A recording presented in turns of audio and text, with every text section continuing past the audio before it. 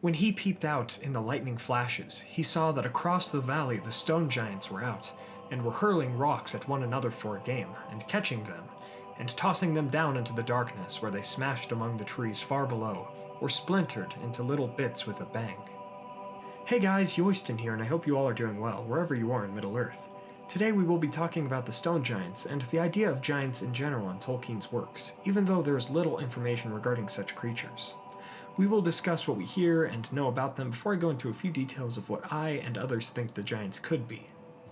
I'll also go ahead and link some related videos in the description and cards above, and finally I'll link the Tolkien Gateway and Lord of the Rings articles about giants, which helped greatly in the creation of today's video, and may help one further explore the giants. Now, let's begin our tale. Truly, the only place we read of the giants in Tolkien's Legendarium is in The Hobbit. We do hear tell of giants in tales from Gandalf and others, but there's nothing too concrete to help us understand the giants of Middle-earth too well. In Gondor there is a legend about the giant Tarlang, as told by the land's indigenous folk. According to this legend, there were stone giants in the White Mountains during the ancient or possibly elder days in Arda. According to this legend, they built the White Mountains and were trying to prevent men from coming to their land near the Great Sea. The giant Tarlang was carrying a heavy load of rocks while walking near the Bay of Belfalas, but he stumbled and fell upon his face, breaking his neck, which ended his life. But his corpse was apparently not moved, and the spot of his death became known as the Pass of Tarlang's Neck, from, well, his neck. Dol Tarland came from his head, and Cul Veleg, Big Load, and Cul Bean, Little Load, were the remnants of the rocks he had carried. This legend may be found in The Lord of the Rings: A Reader's Companion that includes an omitted quote from nomenclature of The Lord of the Rings. However, I personally believe that this legend was just that, a legend. For in the creation of the rock and mountains of Arda, we must attribute this to Aule the Smith, one of the first of the Valar to arrive in the newly created Arda. Besides, we would know more about the giants if they took part in shaping the world, so they would likely be in the Silmarillion. Getting on past the legends, the only time we read of the giants is in The Hobbit, specifically the chapter entitled Overhill and Underhill. When Thorin's company traversed the Misty Mountains, northeast of Rivendell in 2941 of the Third Age, they came across giants. It seems these giants may have driven the bears out of the mountains when they had come there, according to the chapter Queer Lodgings. Anyway, these giants were hurling rocks at one another and letting them fall from the mountains, splintering or smashing trees. They played this game during a thunderstorm, which was called a thunder battle by Bilbo. But it's possible that their movements contributed to the storm, as did their audible sounds. After this, Gandalf mentions, likely out of jest, that he must see if he could get a decent giant to guard the eastern door of Goblin Town in the chapter Out of the Frying Pan into the Fire. In Queer Lodgings, it is mentioned that the Carrock may have been, quote, a huge piece cast miles into the plain by some giant among giants, end quote. Besides this bit of text about them, we are unsure of their exact sizes, physical descriptions, etc., other than that they are large creatures. In The Lord of the Rings Online and other Middle-earth media, they mostly appear as large humanoid creatures, but not bigger than small hills or mountains. But in other media, such as the Hobbit films, they are larger creatures, contrived of stone themselves, akin to mountains. Now, since we have spoken about much of what there is to be read about the giants in the Legendarium, let's look at some ideas and theories surrounding the giants. Some of the early drafts of Tolkien's writings outlined the giants as Uvanimor, servants of Melko, or Melkor. In another version, they are counted among those of the earth, and are made of two kinds, wood giants and mountainous giants. And no doubt that the idea of wood giants was akin to the idea of Ents. And in some other writings, Luthien invokes the names of the giants Nan, who is like an elm tree, and Gillam, whose name is Gnomish, the language of the Noldoli, for winter. But these ideas were largely abandoned within the context of the Legendarium. Some scholars of Tolkien's works offer their opinions on the giants. John Ratliff has said that the giants are free agents rather than evil beings, and they are simply not aware of their surroundings, which in my mind is verified in The Hobbit. And that raises the question, do giants have Fear or spirits? Ratliff and Christopher Tolkien have also speculated that Tolkien's references were inspired by the many types of giants in mythology. Furthermore, in The Return of the King, Minas Tirith appears to have been carven by giants, so in their writing, The Lord of the Rings: A Reader's Companion, Wayne Hammond and Christina Skoll cite Norse mythology, and that many giants in that mythology seem to be builders in such tales. Even though we know this was just a reference, and we know for a fact that Minas Tirith was built by the faithful Númenóreans. On the Hobbit movie forum, user Forced Sheppard makes a claim that there may have been giants on the mountain Caradhras, which was why the storms were so devastating on that mountain, especially in the Fellowship of the Ring. I'll link the conversation in the description.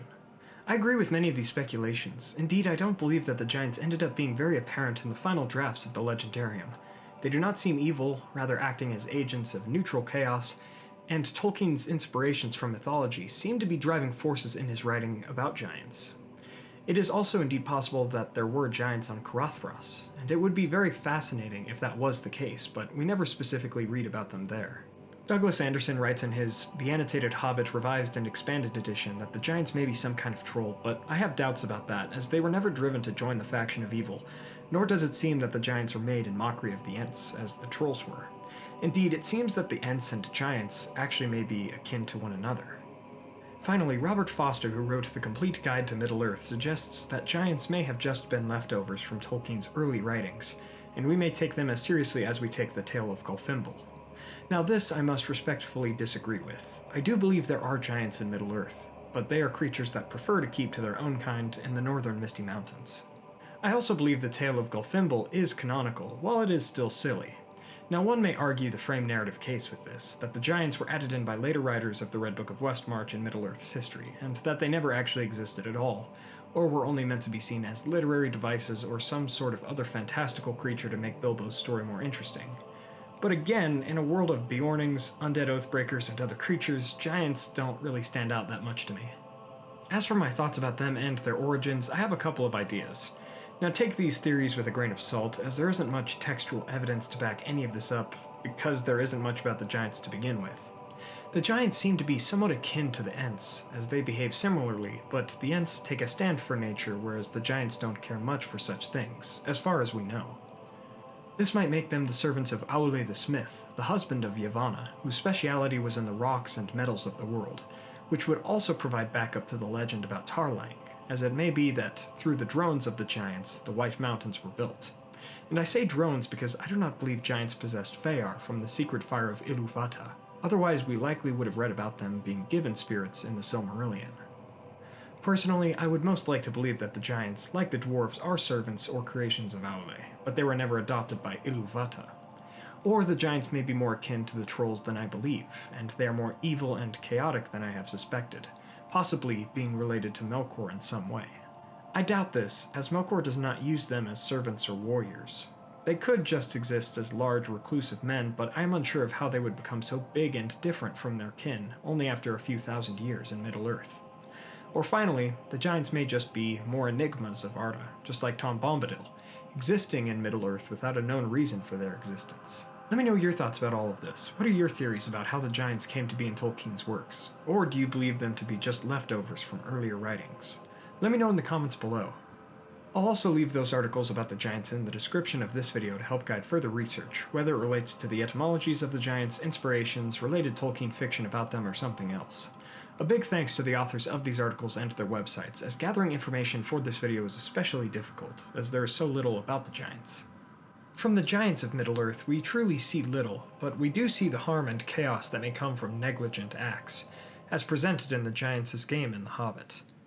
Thank you all so much for watching. I hope you all enjoyed today's episode. If you did, please be sure to give this video a like and share it with a friend. It really helps the channel.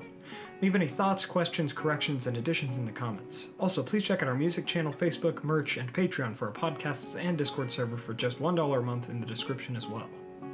For those of you that ordered the Lord of the Rings Loot Crate for my promotion about it, I must apologize about all of the delays they've been having at Loot Crate. I'm right there with you all, as I ordered their trilogy set myself, and I hope they figure it out soon. It has always been my goal to take on sponsorships and partnerships with people and companies that I trust, and that are related to Tolkien's works in some way, and I am really not pleased with how they've been treating the Lord of the Rings fans who ordered the Loot Crate. I tweeted at Loot Crate this morning asking about the delays, and I have yet to hear a response, but please follow me on Twitter for the fastest updates about the Loot Crate problem. It would really help me communicate anything I have been told. I hope it is figured out soon, and I'll be sure to post any updates around and in the comments section of this video if I'm told anything. Anyway, don't forget to subscribe and hit that bell button to join the Men of the West and all of the Free Peoples today, and I'll see you all again next week with a new theory video. The topics will be posted on a poll in our community tab, so please check those out. As always, thank you all so much for watching and for joining me on this adventure. Until the next one, my great friends.